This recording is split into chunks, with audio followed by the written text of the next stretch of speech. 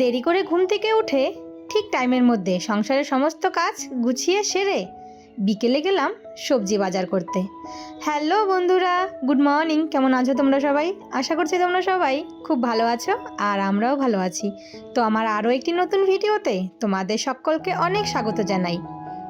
আজকে হচ্ছে রবিবার আর এখন বাজে ঘড়ির কাঁটায় ওই সকাল 8টা মতো। তাহলে চলো আজকের ভিডিওটা এখন থেকেই শুরু করছি। আশা করি এই ভিডিওটা তোমাদের একটু হলেও ভালো লাগবে।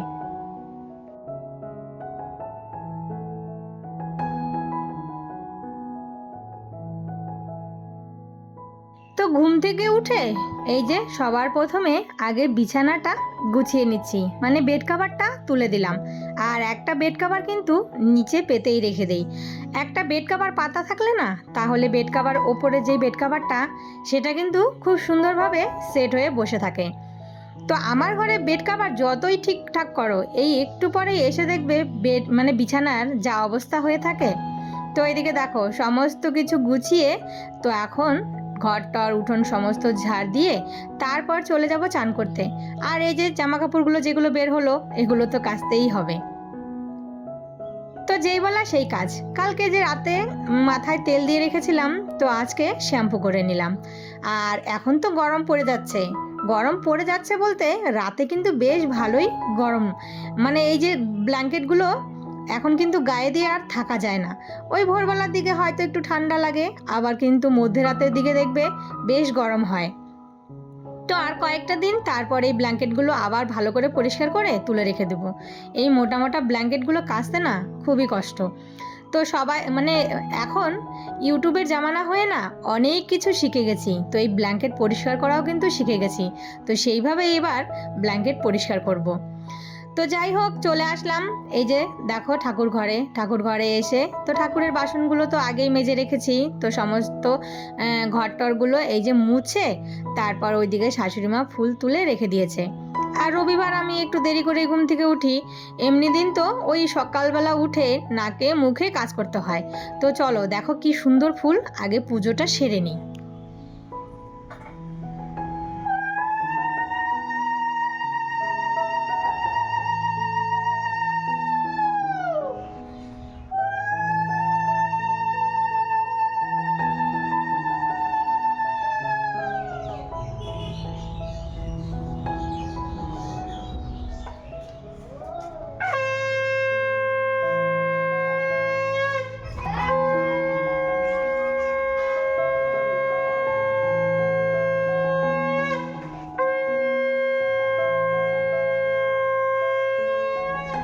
তো বন্ধুরা এখন বাজে হচ্ছে 9টা 20। তো ওইদিকে আমার চান পুজো সব কমপ্লিট হয়ে গেছে। দাঁড়াও, কথা বলে না। তো এদিকে হাজবেন্ড দেখো এই যে ভাত বসিয়ে দিয়েছে। তো ভাতটাও না প্রায় কিন্তু হয়ে এসেছে। তো এদিকে চা খাবো, চার জন্য এই যে জল বসিয়েছি। আর চা করবো আজকে হচ্ছে এই যে এই দুধটা দিয়ে, এটা দিয়ে চা করবো। আর এই যে এদিকে নিয়ে এসেছে হচ্ছে তোমার মাটন, যে মাটনটা পরিষ্কার করতে হবে, ধুতে হবে। আর এই যে আরেকজন সকাল সকাল কি হয়েছে বলো? জল খাবে? তা তুমি একা এসে করতে পারবা?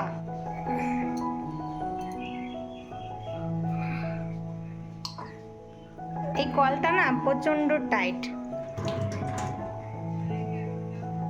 নাও খাও। তো আমার জন্য একটু লাল চা নামিয়ে তারপর হচ্ছে দুধ দিয়ে দিব। তো চলো বন্ধুরা দেখতে থাকো ব্লগটা, আশা করি ভালো লাগবে তোমাদের। আর এদিকে আমার ভাতও কিন্তু হয়ে গেছে।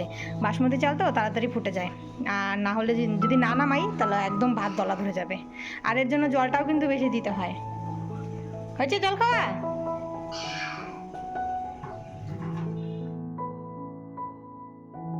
যতই দেরি হোক চা না একটু না খেলে ভালোই লাগে না।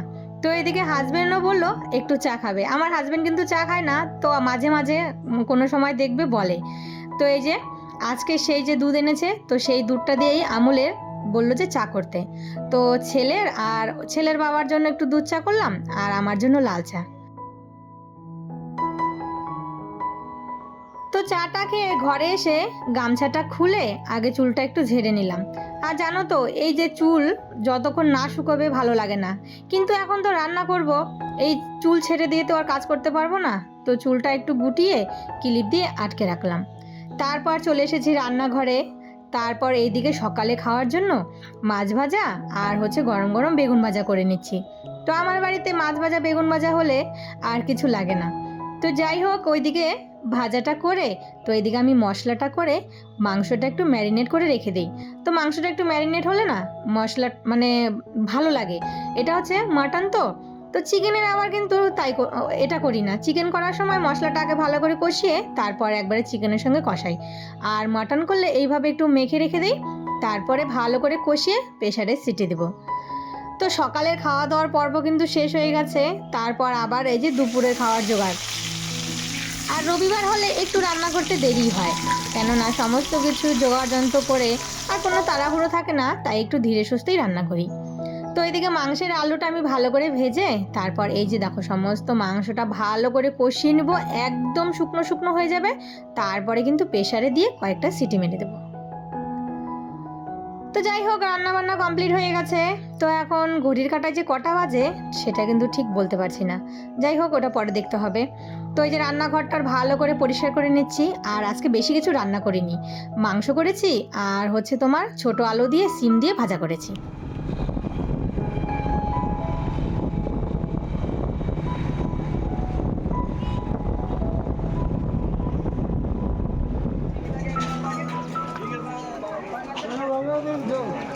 কি